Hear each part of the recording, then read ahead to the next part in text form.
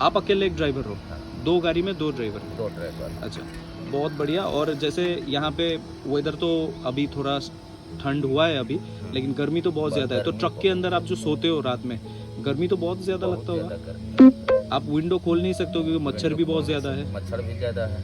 तो परेशानी तो है सर बहुत ज़्यादा। परेशानी बहुत ज़्यादा है। मतलब ये जो ट्रक ड्राइवर का लाइफ है, ये बहुत दूर से लगता है कि बहुत जैसे अच्छा है, लेकिन बहुत ख़राब है। बहुत खराब तो नहीं है, मेहनत बहुत करना पड़ता है, मेहनत बहुत है, बहुत करना पड़ता है। बहुत मेहनत। तो अच्छा लगा सर आपके साथ बात करके, धन्यवाद। धन्यवाद।